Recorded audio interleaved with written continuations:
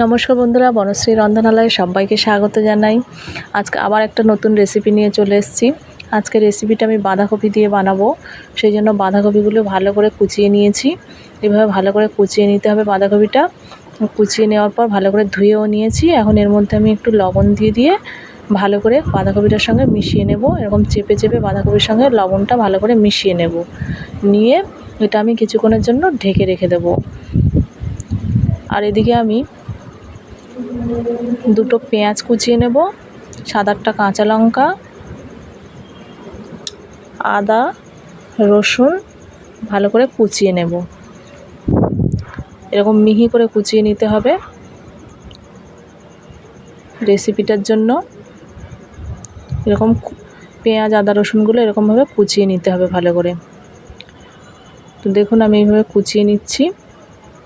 আর চ্যানেলে যদি কেউ নতুন হয়ে থাকেন তো চ্যানেলটা একবার সাবস্ক্রাইব করে রাখবেন এরকম নতুন নতুন রেসিপি পাওয়ার জন্য।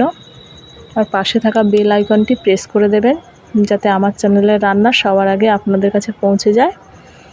আর রেসিপিটা যদি ভালো লেগে থাকে একটা লাইক করে দেবেন। রেসিপিটা প্রথম থেকে শেষ পর্যন্ত দেখতে থাকুন, আশা করি ভালো লাগবে।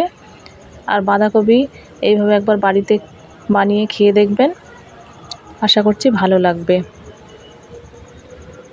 তো আমার পেঁয়াজ আদা কুচানো হয়ে গেছে, রসুনও কুচানো হয়ে গেল। এখন আমি কাঁচা লঙ্কাগুলো কুচিয়ে নেব।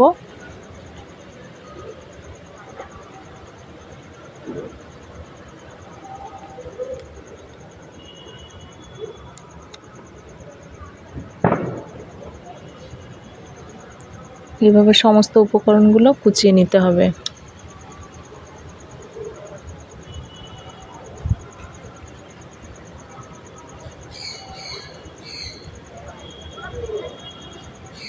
প্রথমে আমি একটা পেঁয়াজ কুচিয়ে নিয়েছিলাম, এখন আর একটা পেঁয়াজ কুচিয়ে নিচ্ছি। আর বাঁধাকপিটার আমি 4 ভাগের 1 ভাগ নিয়েছিলাম। এখন এদিকে আমি কড়াই বসিয়ে দিয়েছি, কড়াইয়ের মধ্যে সাদা তেল দিয়ে দিলাম আর 1 চামচ রসুন কুচি। রসুনটা একটু লাল লাল হয়ে গেলে এর মধ্যে আমি 1 চামচ আদা কুচিও দিয়ে দেব। আদা রসুনটা লাল লাল করে ভাজা হয়ে গেছে। এখন আমি এর মধ্যে এই যে পেঁয়াজগুলো কুচিয়ে রেখেছিলাম সেগুলো দিয়ে দেব।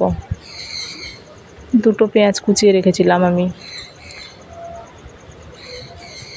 পেঁয়াজ আদা রসুনটা ভালো করে একটু লাল লাল করে ভেজে নেব।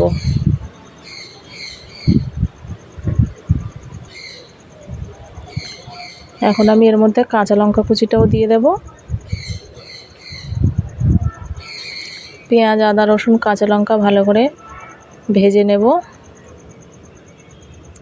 এখন আমি যে দুটো আলু সিদ্ধ করে রেখেছিলাম সেই আলু দুটো এর মধ্যে দিয়ে দেব। দিয়ে ভালো করে মিশিয়ে নেব। আলুটা খুন্তির সাহায্যে এইভাবে ভেঙে ভেঙে দিয়ে ভালো করে পেঁয়াজ আদা রসুন কাঁচা লঙ্কার সঙ্গে মিশিয়ে নেব।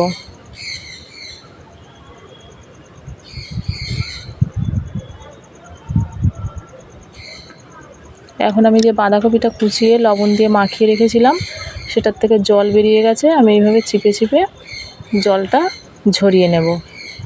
সমস্ত বাঁধাকপিটা চিপে চিপে আমি এইভাবে জল ঝরিয়ে তুলে নেব একটা অন্য পাত্রে। আমার বাঁধাকপিগুলো তোলা হয়ে গেছে। এখন আমি এর মধ্যে আলু পেঁয়াজ আদা রসুনের যে মিশ্রণটা বানিয়েছিলাম সেটা এর মধ্যে দিয়ে দেব। আর দিয়ে দেবো 1/2 চামচ হলুদ গুঁড়ো, 1/2 চামচ লঙ্কার গুঁড়ো আর 1/2 চামচ ধনের গুঁড়ো।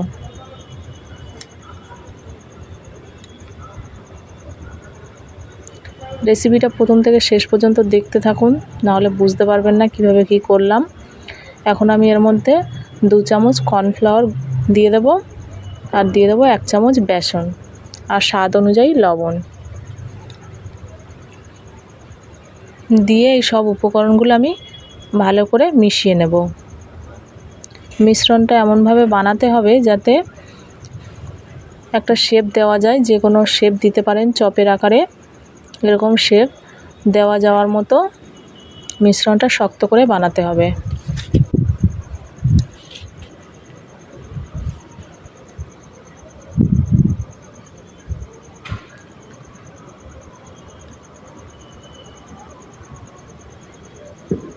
দেখুন আমি কিভাবে মাখিয়ে নিচ্ছি মিশ্রণটা। এভাবে মাখিয়ে নিতে হবে ভালোভাবে, সবগুলো উপকরণ যাতে একসঙ্গে মিশে যায়। আমার মাখানো হয়ে গেছে, এখন আমি এগুলো শেপ দিয়ে দেবো। আমি এরকম গোল গোল শেপ দিয়েছি, আপনারা যে যেমন পছন্দ করবেন তেমন শেপ দিয়ে নেবেন।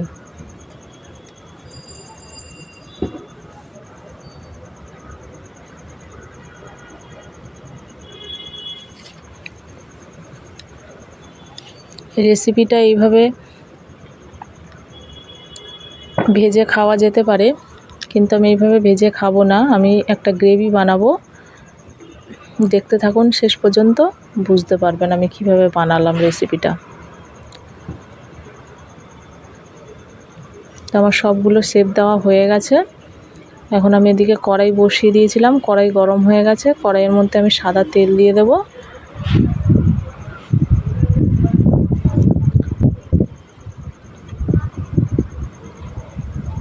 তেল গরম হয়ে গেছে, এখন আমি এগুলো তেলের মধ্যে দিয়ে ভেজে তুলে নেব। লাল লাল করে ভেজে তুলে নিতে হবে।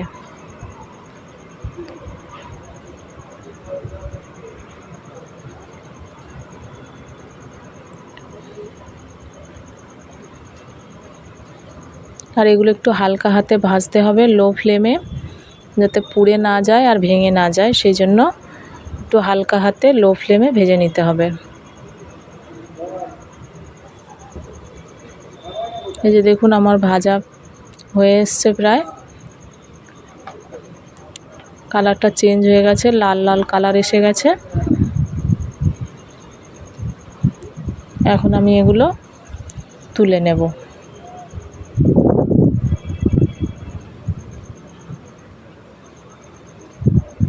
এখন যে বাকি পরিমাণটা রয়ে গেছিলো সেটা দিয়ে আবার ভেজে নেব। ওগুলো ভাজতে থাকুক, এদিকে আমি একটা মিশ্রণ বানিয়ে নেব। তার জন্য আমি 1 চামচ মাঞ্চুরিয়ান মশলা দিয়ে দিলাম, 1 চামচ ভিনিগার দিয়ে দিলাম, 1 চামচ গ্রিন চিলি সস দিয়ে দিলাম, 1 চামচ সোয়া সস দিয়ে দিলাম, আর 1 চামচ টমেটো সস দিয়ে দেব, আর স্বাদ অনুযায়ী লবণ দিয়ে দেব। আর অল্প পরিমাণ জল দিয়ে আমি মিশ্রণটা বানিয়ে নেব। আমি মাঞ্চুরিয়ান মশলাটা দোকান থেকে কিনে এনেছিলাম, সেই মশলা দিয়ে আমি এই মিশ্রণটা বানিয়ে নিলাম।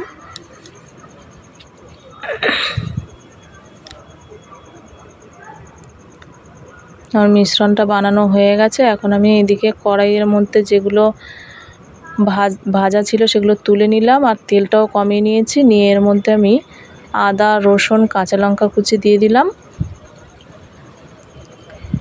এগুলো আমি একটু লাল লাল করে ভেজে নেব।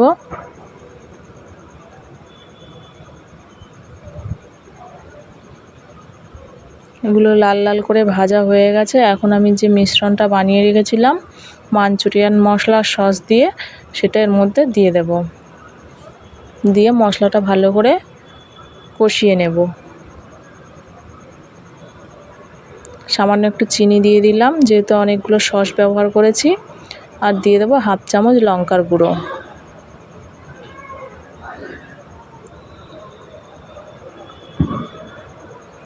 এই মিশ্রণটা এভাবে নাড়িয়ে নাড়িয়ে বানিয়ে নেব। যারা প্রথম থেকে শেষ পর্যন্ত আমার এই রেসিপিটা দেখছেন তাদের অনেক অনেক ধন্যবাদ। এভাবে দেখতে থাকুন আর পাশে থাকবেন, আরও নতুন নতুন রেসিপি নিয়ে আসার চেষ্টা করব। মিশ্রণটা এইভাবে ভালো করে ফুটিয়ে নিতে হবে। ফুটে গেছে ভালো করে। এখন আমি এই চপের আকারে শেপগুলো দিয়ে দেবো এর মধ্যে, যেগুলো আমি ভেজে রেখেছিলাম।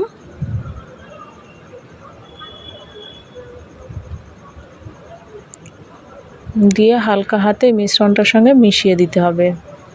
আর এই রেসিপিটা রুটি, পরোটা আর লুচি যে কোনো কিছুর সঙ্গে খুবই ভালো লাগবে খেতে।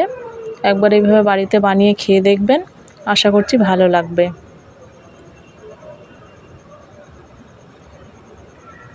এভাবে হালকা হাতে এগুলো উল্টে দেবো যাতে ভেঙে না যায়, সেরকমভাবে।